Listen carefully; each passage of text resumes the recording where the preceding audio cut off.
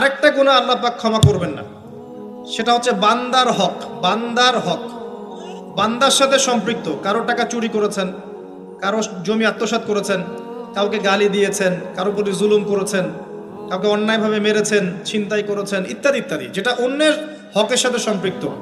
ধর্ষণ করেছেন, মানুষের সম্মানহানি করেছেন, কাউকে নিষ্পাপ কাউকে বিতর্কিত করেছেন ইত্যাদি। এই যে মানুষের সাথে জড়িত হক, এটা আল্লাহর কাছে মাফ নেওয়া যাবে না। কাবা ঘরের গেলাফ ধরে কানলেও কোনো লাভ নাই। ওই বান্দার কাছে গিয়ে ক্ষমা নিতে হবে। ভাই, আমি আপনাকে গালি দিয়েছি, মাফ করে দেন। ভাই, আমি তোমার টাকা চুরি করেছিলাম, এই নাও, ফেরত নাও।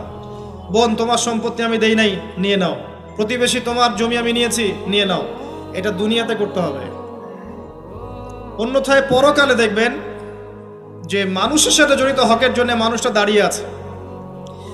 একজন ব্যক্তি উঠেছে, নামাজ, রোজা, হজ, যাকাত সব নেকি নিয়ে উঠেছে। ওঠার পরে দেখছে সামনে অনেক মানুষ দাঁড়িয়ে আছে। কি জন্য দাঁড়িয়ে আছে? কারো টাকা নিয়ে শোধ করে নাই, কাউকে গালি দিয়েছে, কারো প্রতি জুলুম করেছে, কারো প্রতি অন্যায় করেছে, এরা দাঁড়িয়ে আছে, হক চাচ্ছে। তখন কিভাবে শোধ করবে? আল্লাহ পাক বলবেন, তোমার নেকি ওদেরকে দিয়ে দাও। তখন শেয়ার রেটের মাধ্যমে নেকি চলে যাবে। কথা বুঝতে পারছেন?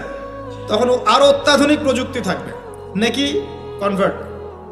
আর নেকি দিতে দিতে যদি নেকি শেষ হয়ে যায়, তখন ওই ব্যক্তিদের গুনাহ তার আমল নামায় চলে আসবে। তারপর ওই ব্যক্তিরা জান্নাতে যাবে, এই ব্যক্তি জাহান্নামে যাবে। অতএব দুনিয়াতে মানুষের সাথে জড়িত কোনো হক রাখেন না। আল্লাহ পাক বলছেন, শিরকের গুনাহ ছাড়া আল্লাহ যে কোনো গুনাহ মাফ করতে পারেন। আর এই যে কুফরি এবং মানুষের সাথে জড়িত হক, আল্লাহ মাফ করবেন না।